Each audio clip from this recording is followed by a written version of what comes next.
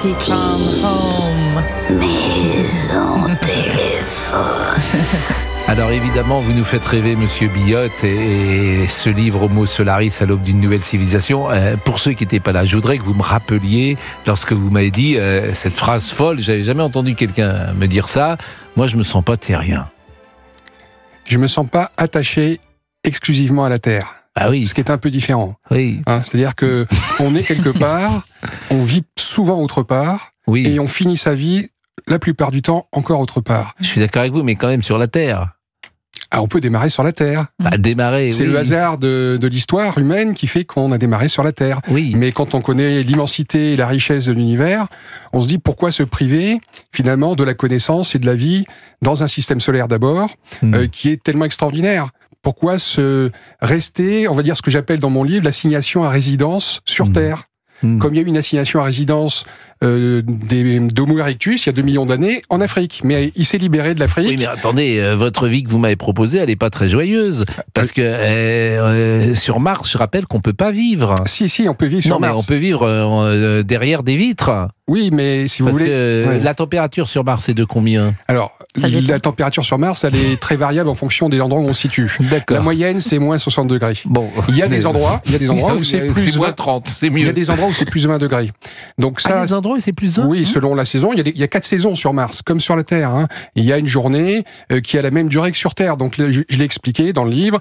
Mars, finalement, a des caractéristiques qui sont très similaires à la Mais ça Terre. veut dire quoi une journée ? C'est-à-dire qu'il y a le soleil, on voit le soleil de la même manière ? 24 heures, vous avez des journées de 24 heures sur Mars comme vous avez sur Terre. Voilà, donc si vous voulez, vous avez la vie sur Mars, elle est effectivement dans une première étape qui sera longue, c'est vrai, dans des cités-dômes en particulier, mais si vous voulez, vous avez des endroits qui sont magnifiques quand elles sont dans des cités-dômes. Vous avez des endroits très luxueux sur Terre qui sont dans des endroits qui ressemblent à des cités-dômes. On peut prendre l'exemple de l'Arabie Saoudite, a créé un grand projet urbanistique dans le désert, qui est très luxueux et qui est en circuit fermé. Donc c'est pas le sujet. Ne pas sortir dehors, c'est pas très rigolo quand même. Vous pourrez sortir dehors, mais vous sortirez avec un scaphandre. Oui, oui, je suis d'accord avec vous, mais on n'a pas ça sous la main. Là. C'est pas. Je préfère sortir tout à l'heure. Je vais aller déjeuner sans scaphandre et pour manger, c'est plus pratique. Je ne m'en porte pas plus mal.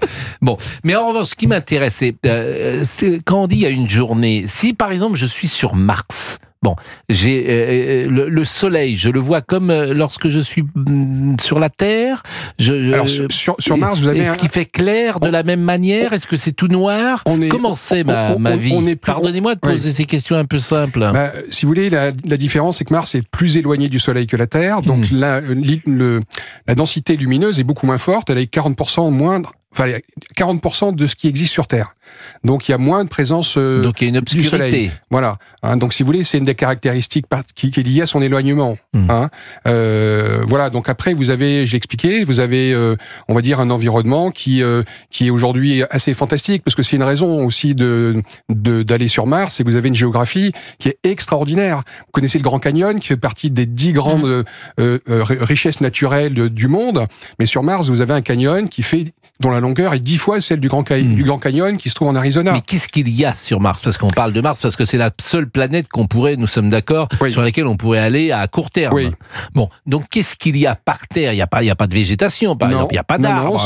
Non, ça ressemble, si vous voulez, si on voulait prendre une comparaison. C'est aride. Ça ressemble à l'Arizona. Il y a des gens qui vivent, vous savez, en Arizona, et il y a des choses formidables. Ça ressemble au Nouveau-Mexique, aux États-Unis, donc le sud des États-Unis. Voilà, donc c'est un peu... Bon, il n'y a pas de vie. Il n'y a pas d'eau. Non, il y a beaucoup d'eau. C'est ça la particularité qui fait que c'est une cible extrêmement intéressante. C'est une des raisons principales. Il y a beaucoup d'eau. C'est ce qui fait la différence avec la Lune, par exemple. Et l'eau rend possible beaucoup de choses. Mais l'eau, elle est comment ? Elle est sous forme de glacier. Ouais. Donc, il y a des océans de glaciers, si vous voulez, qui existent sur Mars. Et avec l'eau, ça vous permet de pouvoir fabriquer de l'oxygène, de pouvoir fabriquer des carburants, ce qui est essentiel, surtout si vous avez envie de revenir de Mars sur Terre. Donc, si vous voulez, vous avez beaucoup d'eau. C'est une des grandes caractéristiques importantes de la vie sur Mars. C'est à combien de kilomètres, si j'ose dire, Mars ? Aujourd'hui, Mars, ça dépend de la situation relative de la Terre et de Mars. Mais on va dire, au plus court, c'est 50 millions de kilomètres, c'est 6 mois de voyage, qui pourraient même être divisés par 2, c'est-à-dire 3 mois on pourrait même avoir, entre guillemets, des voyages première classe et deuxième classe. Deuxième classe, c'est 6 mois, parce qu'on mélangerait des passagers avec du cargo, ce qui permettrait de créer une économie plus facile d'accès. Mais pour ceux qui ont beaucoup plus d'argent, on peut le faire en 3 mois. Mais vous pensez que les gens ont envie de ça? Parce que vous iriez tout de suite, si on vous emmène sur Mars, vous allez en courant. Les conditions sont prêtes, oui, absolument. Bon, mais vous pensez que les gens ont envie de ça? La question, de voyager pendant 6 mois pour aller... la question, si vous voulez, elle est... il y a plusieurs manières de réponse, bien évidemment, mais la première réponse que je fais, c'est les sondages que je donne. Il y a plusieurs centaines de millions d'habitants sur Terre qui sont des humains et qui sont pas attachés à la Terre et qui, eux, ont envie d'aller vivre sur Mars et de vivre leur vie et de finir sur Mars. Donc ça, c'est des statistiques, c'est des sondages qui ont été faits aux États-Unis, je le donne. 65 millions d'adultes américains. Et pourquoi, à votre avis? Qu'est-ce qui fait que vous dites j'ai plus envie de finir sur Mars que sur la Terre? Mon objectif, c'est pas de finir.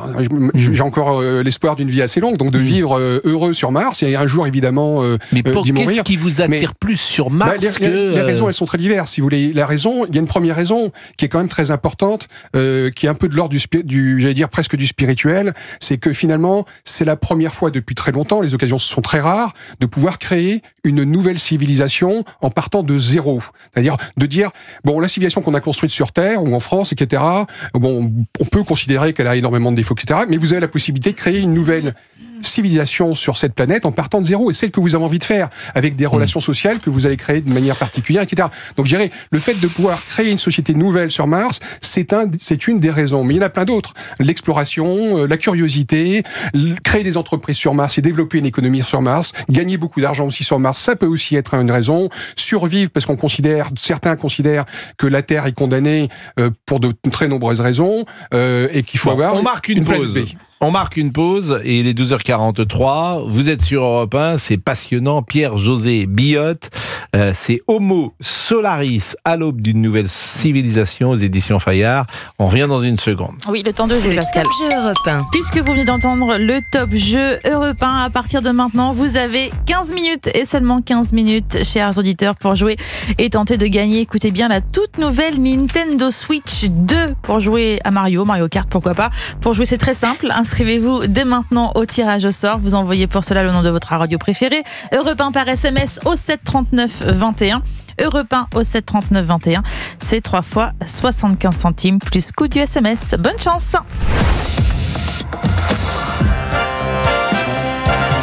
Et Pascal, nous sommes toujours avec notre invité Pierre-José Billotte. Ça, c'est les gendarmes et les extraterrestres. J'ai du mal. C'est pas l'extraterrestre. Moi aussi. Chers camarades, qu'est-ce qui se passe? Alors, je peux lire évidemment quelques passages. Jules Verne exerce une influence culturelle considérable sur son temps, en particulier la jeunesse, en Europe et aux États-Unis et bien au-delà. Et des journalistes américains viendront même jusqu'à Amiens pour l'interviewer. C'est dire que ça traverse les siècles, bien évidemment. C'est un attrait pour la nouveauté. Donc Mars en premier lieu, et vous l'avez dit, il est bon de rappeler que Mars est une planète en apparence aride, 7 fois plus petite que la Terre. Du fait de son éloignement par rapport au Soleil, il y fait plus froid, moins 60 degrés. Alors il existe des saisons qui font varier les températures de plus 20 degrés quand même. C'est ce que vous disiez tout à l'heure, à moins 140. Donc moins 140, là, c'est hibernatus. Bon, la gravité y est faible et représente un tiers de celle de la Terre. Ça veut dire quoi? Ça veut dire qu'un joueur de football, il courra 3 fois plus vite sur Mars que sur Terre. C'est intéressant quand même. Ah oui, donc ça, le football... La gravité est un tiers à peu près de celle de la Terre. Et donc, si vous voulez, la résistance qui fait qui limite notre vitesse finalement, nous permet d'aller beaucoup plus vite, de sauter beaucoup plus haut. On peut avoir des basketteurs qui sauteront à 3 mètres de haut. On est plus léger aussi, non? etc. Les Jeux Olympiques sur Mars, on va battre des records. Oui, on pourrait même les retransmettre. Parce que le 100 mètres en 3 secondes, ça va. Comment? Comme je sais que vous êtes un grand ferveur du vélo, si vous voulez, vous allez 3 fois plus vite en vélo. C'est-à-dire que quand vous êtes à 20 km/h sur Terre en vélo, vous atteindrez pour le même effort 60 km/h sur Mars. Donc le tour, moi je pense que le tour de Mars peut avoir. Mais en réalité, on peut envisager, c'est tout à fait envisageable. D'ailleurs, ça a été envisagé d'ailleurs d'avoir des compétitions sportives avec. Alors ça peut être des trucks, des courses de trucks sur je sais pas comment dire, de grosses machines, de grosses machines puissantes. Mais en même temps, faire du vélo en scaphandre, ça va pas être simple. Non, le vélo, vous le ferez dans les cités-dômes qui seront extrêmement grandes. Les fameuses cités-dômes. Voilà. Et vous savez, les cités-dômes, les conditions de vie sur Terre, peut-être un jour, vous auriez aujourd'hui, mais peut-être que demain, Paris sera couvert d'une cité-dôme pour se protéger des enjeux du climat, par exemple. Vous savez, quand vous auriez un climat, mais vous en c'est pas je vous assure, je veux bien entendre ça, et c'était la dernière conversation qu'on avait eue. À 3 siècles, 4 siècles, à 50 ans, je ne pense pas que le climat parisien nécessitera qu'il y ait 45 degrés et que l'Arc de Triomphe soit sous le sable. Ce que je veux dire, c'est que la notion de cité-dôme, évidemment, elle est native dans un contexte comme celui de Mars, même si on envisage d'autres habitats, par exemple.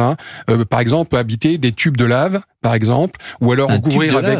Oui, vous savez que vous avez des tubes de lave, ça veut dire des lames de lave qui sont déversées, mais qui à l'intérieur desquelles vous avez des tubes vides, si vous voulez, comme des cavernes, mais très longues, très grandes. Ça peut être des dizaines de mètres qui pourront être habités, par exemple. Alors vous imaginez que c'est demain, tout ça. C'est avant 50 ans, vous imaginez une colonie de terriens qui sera sur Mars. Et moi, je suis circonspect, mais je veux bien vous croire, vous êtes le spécialiste. Première colonie, oui. Première colonie. Et combien de